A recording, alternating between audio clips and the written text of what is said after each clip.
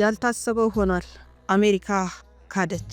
መላው አውሮፓን ከንቅልፍ ቀስቅሶ በድንጋጤ ያሯሯጠው ክስተት በሰማይና በምድር መሃል የታወጀው የኃያላኑ ፍቺ ዓለምን ክው አድርጓል።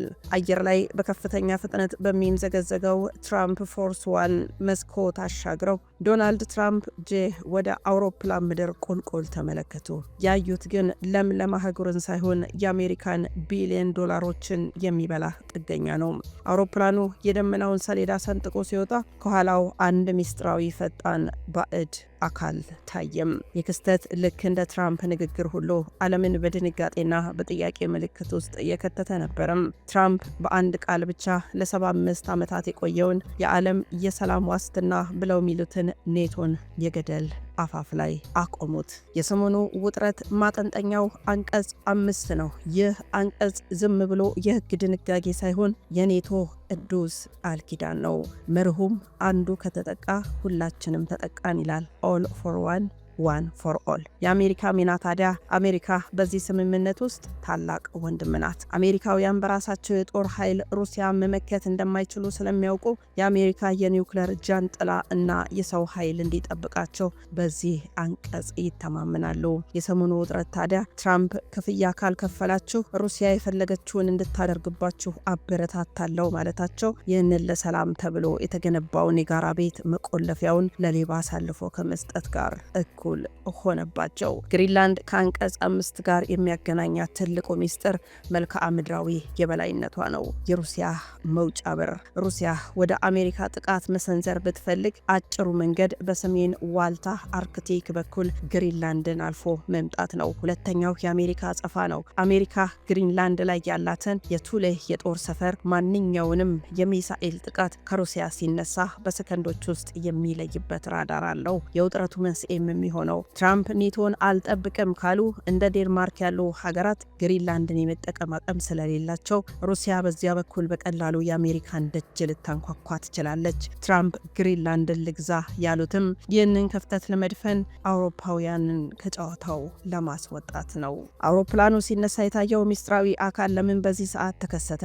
የላቀ የስለላ ድሮን ሊሆን ይችላል ብለው ብዙዎች ጠይቀዋል። ትራምፕ እንዲህ አይነት ፈንጂ ንግግሮችን በሚያደርጉበት ወቅት የዓለም የስለላ ኤጀንሶች CIA፣ FBS ወይም ደግሞ ሞሳድ እያንዳንዱን እንቅስቃሴያቸውን ለመከታተል የሚጠቀሙበት የማይታይ ቴክኖሎጂ ሊሆን ይችላል። ሌላው የማስፈራሪያ ምልክት ነው ብለው አንዳንዶች ጠርጥረዋል። የክስተት ትራምፕን ለመቆጣጠር የሚሞከር የጥልቁ መንግስት ዲፕ ስቴት ወይም የሌላ ኃይል ምልክት ነው ብለው ያምናሉ። ክስተቱ በሰማይ ላይ መታየቱ በትራምፕ ንግግር ለተናወጠችው አውሮፓ ተጨማሪ ስጋት ሆኗል።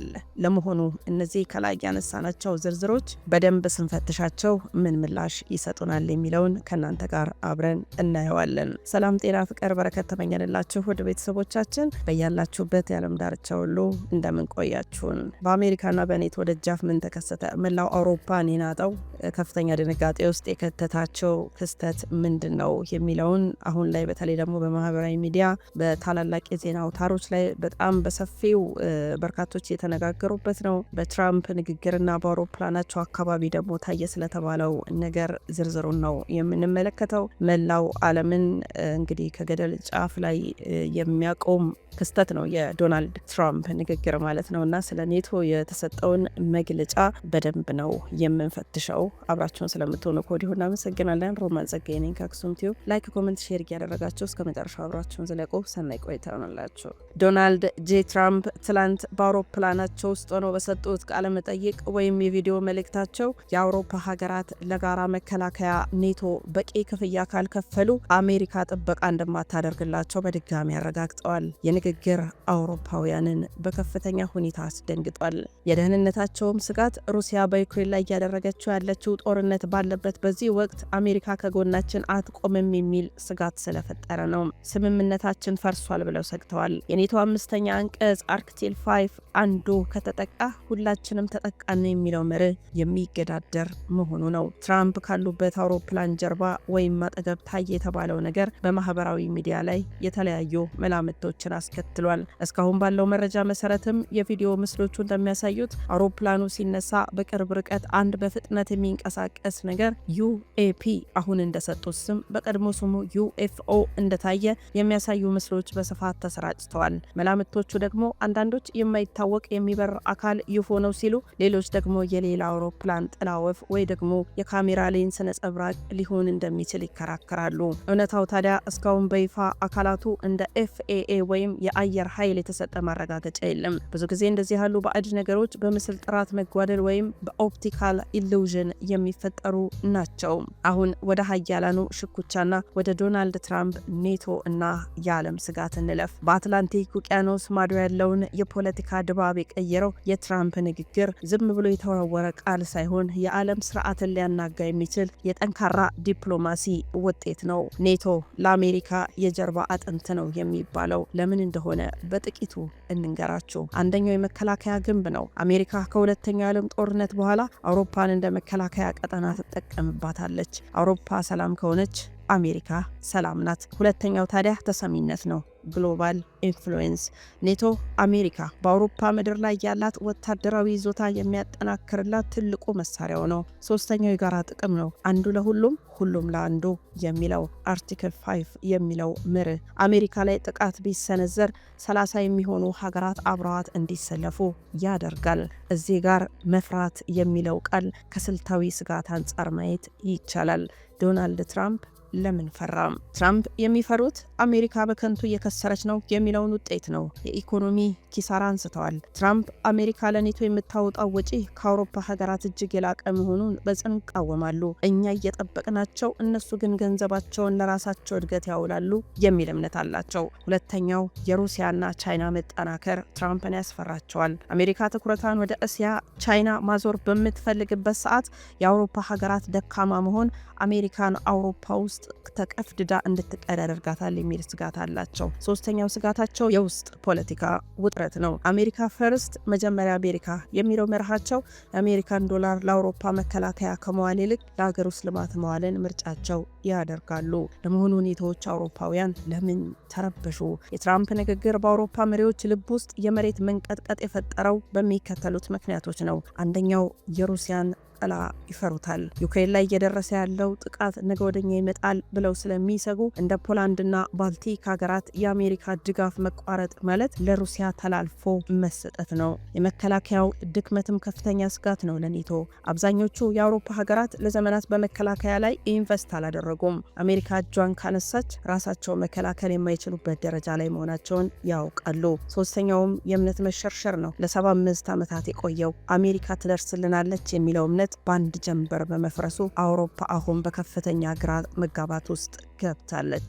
ለመሆኑ አውሮፕላኑ ሲነሳ የታየው ነገር ሚስጥራዊነትስ? ለጉዳዩ ተጨማሪ መረጃ እንስጣችሁ። በአውሮፕላኑ መነሳት ወቅት የታየው ነገር የትራምፕ ንግግር የበለጠ አነጋጋሪ አድርጎታል። አንዳንዶች ይህንን እንደ መጥፎ ምልክት ሲያዩት፣ ሌሎች ደግሞ የላቀ ቴክኖሎጂ የስለላ ድሮን ሊሆን እንደሚችል ይገምታሉ። የክስተት በሰማይ ላይ የታየ ሚስጥር ብቻ ሳይሆን በትራምፕ ዙሪያ ያለውን ሚስጥራዊነትና ኃይለኛነት ለደጋፊዎቻቸው የሚያሳይ ሲምቦል ሆኖ እያገለገለ ነው። የአያላኑ የፍቺ ዛቻና አሜሪካና ኔቶን እንመልከታቸው። አሜሪካና ኔቶ ያላቸው ግንኙነት እንደ አንድ ትልቅ ቤተሰብ ማየት እንችላለን። አሜሪካ የቤተሰቡ አስተዳዳሪ፣ የገንዘብና የጉልበት ምንጭ ስትሆን፣ አውሮፓውያን ደግሞ በቤቱ ጥበቃ ስር የሚኖሩ ዘመዶች ናቸው እንበል። ለምንድነው የጀርባ አጥንት የተባሉት ብለን መጠየቃችን አይቀርም። አሜሪካ ኔቶን የምትጠቀመው በአውሮፓ በኩል ሩሲያን ለመቆለፍ ነው። ኔቶ ከሌለ አሜሪካ በአውሮፓ ያላት ተሰሚነት ይቀንሳል።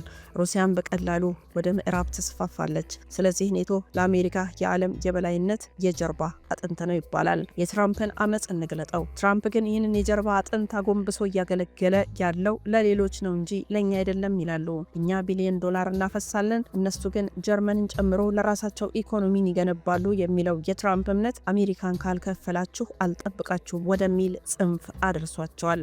የአውሮፓ ድንጋጤም ያለ አባት የቀረ ህፃንን መስሏል።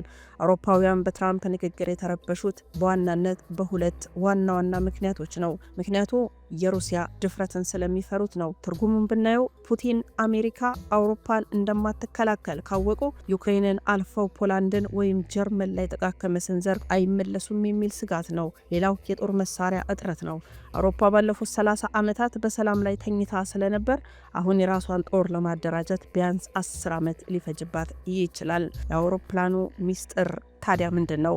ያልተጋበዘው እንግዳ በትራምፕ አውሮፕላን ፎርስ ዋን መነሳት ወቅት የታየው ነገር ጉዳዩን የበለጠ አነጋጋሪ አድርጎታል። የክስተት በሁለት መልኩ ሊተረጎም ይችላል።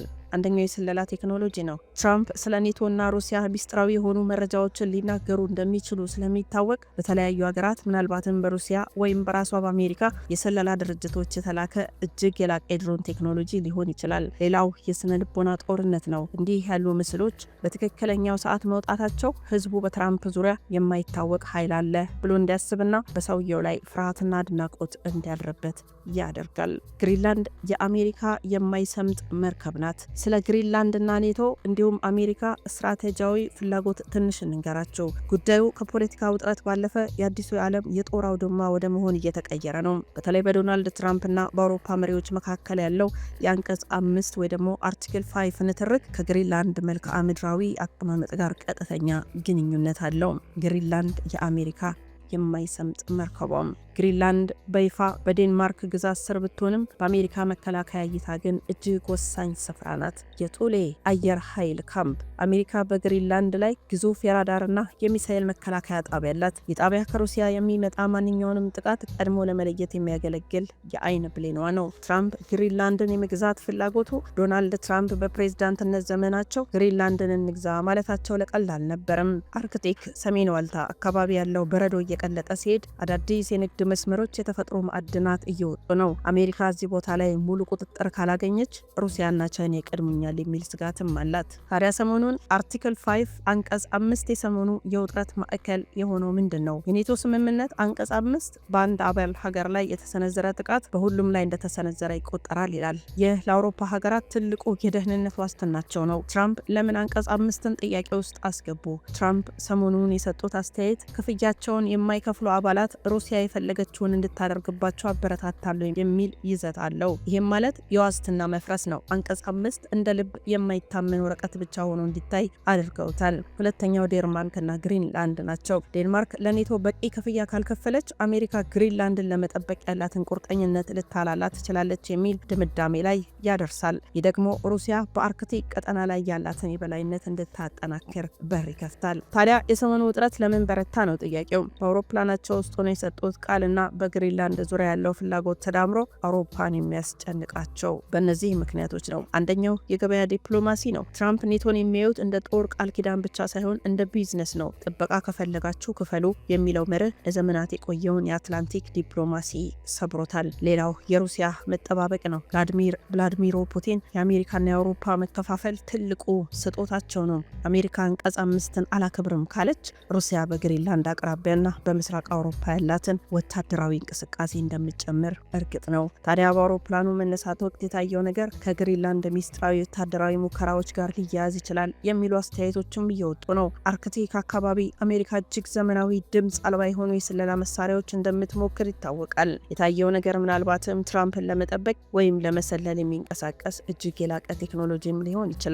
በአጭሩ ግሪንላንድ የአሜሪካ ጋሻ ናት። አንቀጽ 5 ደግሞ የጋሻው እጀታ ነው። ትራምፕ እጀታውን አንይዘም ካሉ ጋሻው ግሪንላንድን የማን ቁጥጥር ስር ይውላል ነው የሚለው ጥያቄው።